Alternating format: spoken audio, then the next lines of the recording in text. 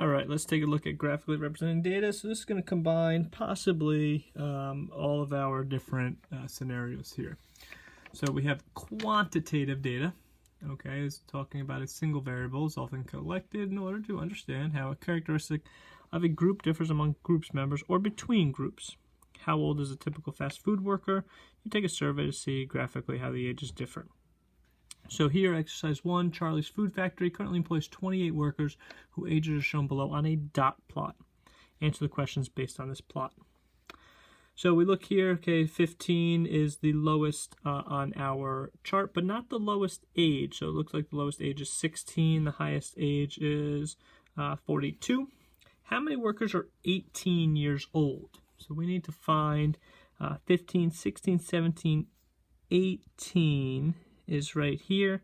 How many workers? 1, 2, 3, 4 workers.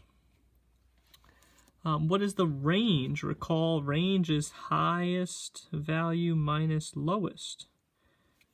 Okay, so we need to find out the highest value, which is right there, 42, at Charlie's Food Factory, and the youngest is 16. So if we do 42 minus 16, 32, 26 is our range. Would you consider this distribution symmetric? Okay, think about when we did our parabolas, symmetrical. Okay, so like the same thing on both sides. If I look here, if I were to fold this in half, would it be symmetrical? Would they line up? And it doesn't have to be exactly perfect, but in half would be 30. So if I folded this up, would it be symmetrical? We got a lot of younger people working here, so I'm going to go ahead and say no, that is not symmetric. And the mean age for workers is 22 years old. Why is this average not representative of a typical worker? Well, why is this not representative here? Well, 22 is right there. And yes, the bulk of the people are around here. But I can't say that, oh, you know, it doesn't make sense for me to say that the average here is 22 because we have a bunch that are younger than 22, and then we have quite a few who are older. So that 42-year-old is going to say, what the heck?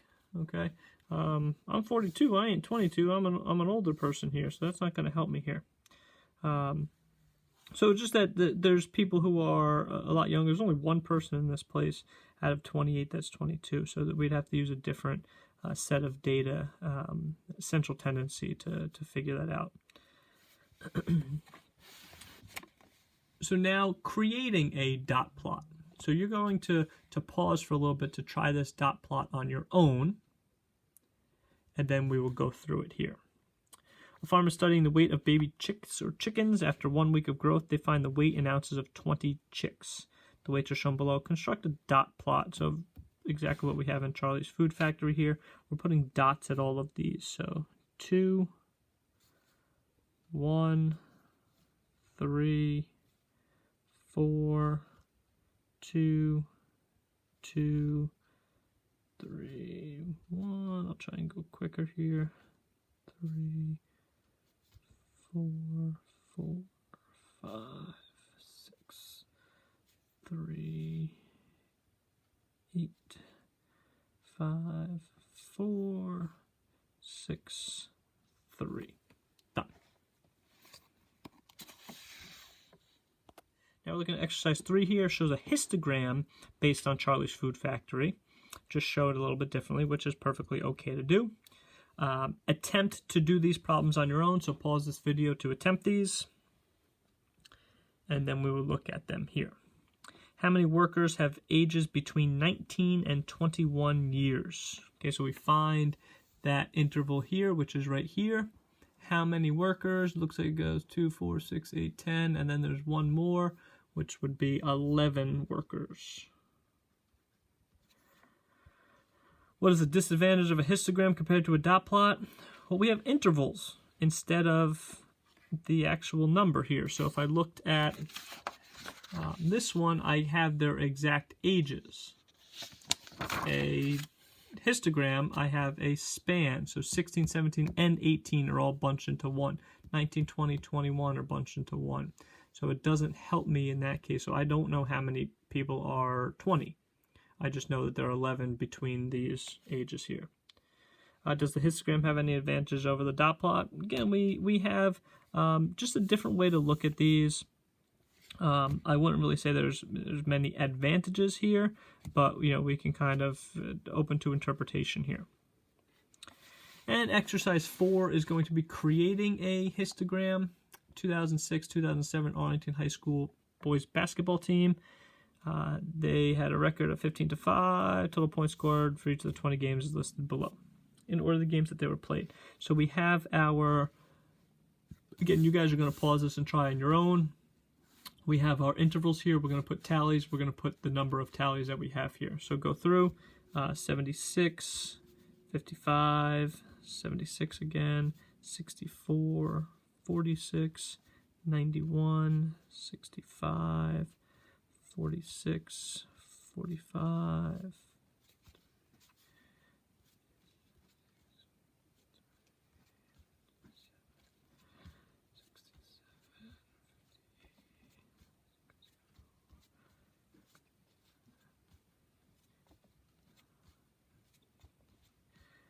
Okay.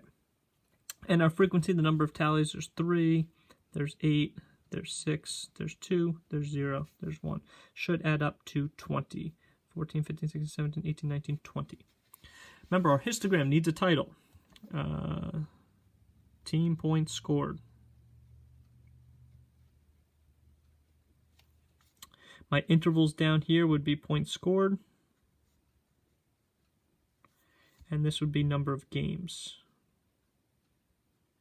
Remember the other things that we have for at histogram, the bars must be touching and they all must be the same width. I have 1, 2, 3, 4, 5, 6 bars here. I have 1, 2, 3, 4, 5, 6, 7, 8, 9, 10, 11, 12, 13, 14, 15. I'm going to have to go for 2 each. Since this does start at 40, I do have to put a break here. So 40 to 49. Remember, the intervals have no overlap, but we gave you the intervals here. 60 to 69, 70 to 79, 80 to 89, and 90 to 99. And we go up by ones, which is perfectly fine. 6, 8.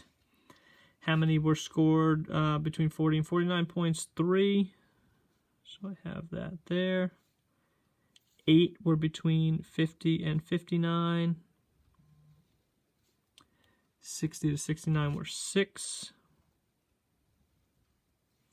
70 to 79 were 2.